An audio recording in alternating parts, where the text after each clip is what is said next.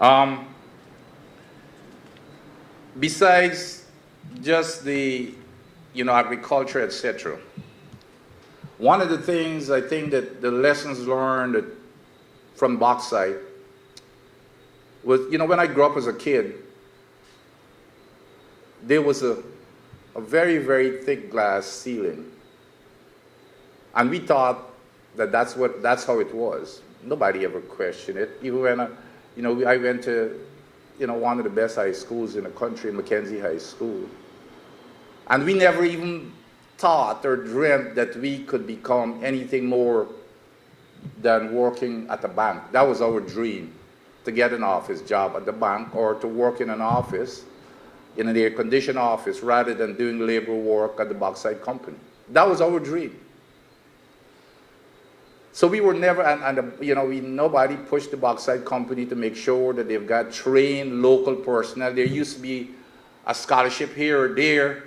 A few of my friends who became engineers, but even they did not. They came back and they were engineers. They were not senior managers. And guess what happened? We, the government, decided to nationalize bauxite. And we all know the rest of the story. We were not prepared for nationalization. Now, I'm not questioning the decision, but my point is, and I'm not saying that this is something that is going to happen in the future, I'm not advocating nationalization, etc. But the point is, I do not know what can happen, or none of us know. But we have to be prepared, and we have to ensure that we have skilled people to do work, not only to, I know we talk about building capacity, which is a great part. Make sure that we have trained folks so that when production comes online, we have good oversight. Everything that I've seen so far in my involvement and whatever little advice I've had the opportunity to give, I'm encouraged by the documentation. But believe me, that's my life. I live in I live and work for the biggest bureaucracy. And documentation is fine and great. It's the implementation.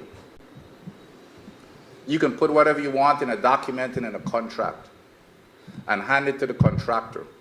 If you do not have good oversight to monitor and make sure that everything is executed properly, you might as well just throw your document in the trash. These are companies, well, forget about our companies. Every company is looking out for their bottom line, which is here. If I work, I work in the private sector too.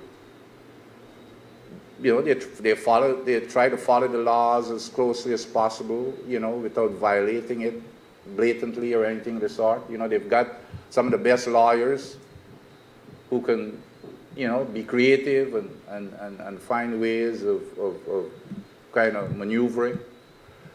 We have got to make sure that we have trade. It's the most important part, trust me, of this entire operation.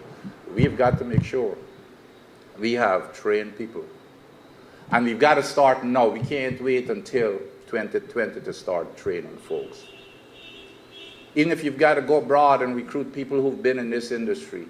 But we've got to invest right now, and I think there has to be, and obviously this is nothing new because this is and I'm sure that, I know that I talked to the ministers and they agree, but there is an urgency for us to start training people today.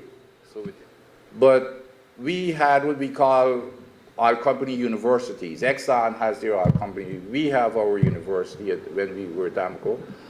And we need to partner with Amoco, with Exxon to provide that training. And Exxon, I'm sure, should be willing to fund a lot of it.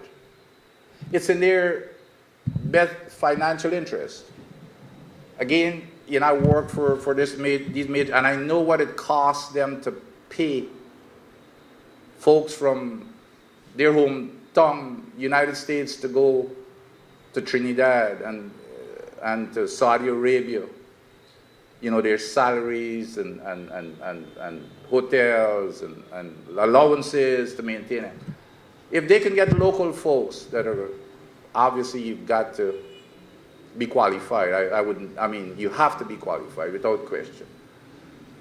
But the training has to start right now, and I think that there has to be that degree of urgency to make sure that it happens. But it's probably among the most critical areas.